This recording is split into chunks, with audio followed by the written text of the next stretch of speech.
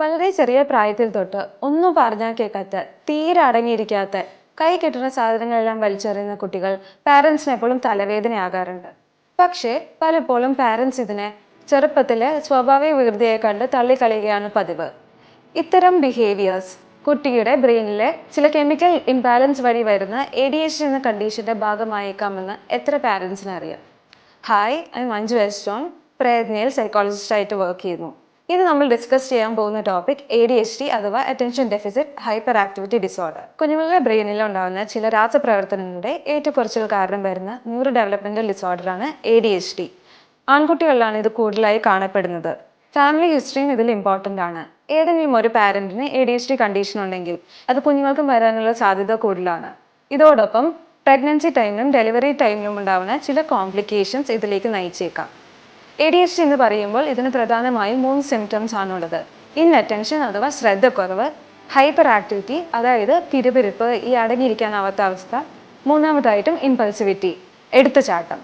ഈ 3 സിംറ്റംസും 6 മാസത്തിൽ തുടർച്ചയായി അറ്റ്ലീസ്റ്റ് 2 സെറ്റിങ്സിലും, സ്കൂളും ആവാം വീടും ആവാം, ഈ 2 സെറ്റിങ്സിൽ വെച്ച് കാണിക്കുകയും അത് കുഞ്ഞിൻ്റെ ലൈഫിനെ ഫങ്ഷണലി എഫക്റ്റ് ചെയ്യാൻ തുടങ്ങുകയും ചെയ്യുവാണെങ്കിൽ ADHD ആണെന്ന് നമുക്ക് സംശയിക്കാം. ഈ ബിഹേവിയേഴ്സ് അവർ മനഃപൂർവ്വം ചെയ്യുന്നതല്ല, മറിച്ച് അവരുടെ രോഗാവസ്ഥയുടെ ഭാഗമാണെന്ന് മനസ്സിലാക്കി അതനുസരിച്ച് പെരുമാറുക എന്നതാണ് പാരൻസും ടീച്ചേഴ്സും എന്ന നിലയിൽ നമ്മൾ ചെയ്യേണ്ടത്. ഇങ്ങനത്തെ കുട്ടികളെ പറ്റി പൊതുവെ കേൾക്കുന്ന ചില കംപ്ലയിൻറ്റ്സ് ഇതൊക്കെയായിരിക്കും. ഒരു കാര്യത്തിൽ ഫോക്കസ് ചെയ്യാൻ പറ്റുന്നില്ല, ഒരു ടാസ്ക് തുടങ്ങിയാൽ അത് കംപ്ലീറ്റ് ചെയ്യാതെ ഇട്ടിട്ട് പോവുക, ക്ലാസ്സിൽ ഓടി നടക്കുക, മറ്റു കുട്ടികളെ ഉപദ്രവിക്കുക, ഒരു ഇൻസ്ട്രക്ഷൻ കൊടുത്താൽ അത് ഫോളോ ചെയ്യാനുള്ള ഡിഫിക്കൽട്ടി ഉണ്ട്, കൊടുത്തുവിടുന്ന സാധനങ്ങളെല്ലാം കളഞ്ഞിട്ട് വരിക, മറ്റുള്ളവർ സംസാരിക്കുമ്പോൾ അതിനിടയിൽ കയറി സംസാരിക്കുക, അവരെ ആ സെൻറ്റൻസ് കംപ്ലീറ്റ് ചെയ്യാൻ അനുവദിക്കാതിരിക്കുക, അവരവരുടെ ടേണിന് വേണ്ടി വെയിറ്റ് ചെയ്യാനുള്ളൊരു ബുദ്ധിമുട്ട്, ഏതെങ്കിലും കാര്യം അവർക്ക് ചെയ്യാൻ തോന്നിയാൽ അതിൻ്റെ ഭവിഷ്യത്ത് പോലും ചിന്തിക്കാതെ അപ്പോൾ തന്നെ ചെയ്യുന്നത്, നോട്ട്സ് കംപ്ലീറ്റ് ചെയ്യാതിരിക്കുന്നത്, അമിതമായ ദേഷ്യവും വാശിയും. ഇതെല്ലാം ഒരു നോർമൽ കിഡിൽ കാണുന്ന കാര്യമാണെങ്കിൽ പോലും ഒരു ലിമിറ്റ് കടക്കുകയും അത് അവരുടെ ഡെയിലി ലൈഫിനെ അഫക്റ്റ് ചെയ്യുകയും ചെയ്യുവാണെങ്കിൽ ADHD ആണോ എന്ന് സംശയിക്കേണ്ടതാണ്. ADHD സർവ്വസാധാരണമായി കാണപ്പെടുന്ന കണ്ടീഷൻ ആണെങ്കിൽ പോലും അതിന് ട്രീറ്റ്മെൻറ്റ് എടുത്തില്ലെങ്കിൽ കുട്ടിയുടെ ഭാവി ജീവിതത്തെ ദോഷകരമായി ബാധിച്ചേക്കാം.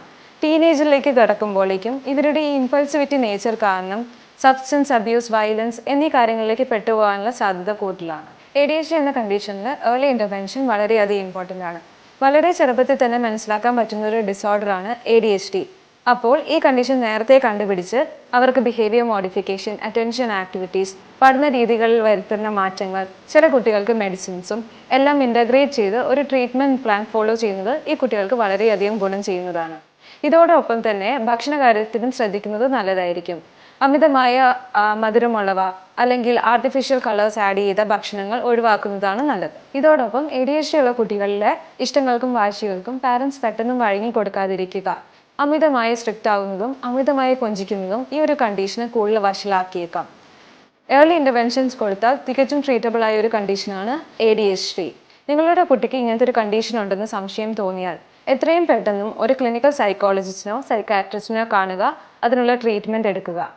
ഈ ഇൻഫർമേഷൻ നിങ്ങൾക്ക് യൂസ്ഫുൾ ആയെന്ന് വിചാരിക്കുന്നു. Thank you.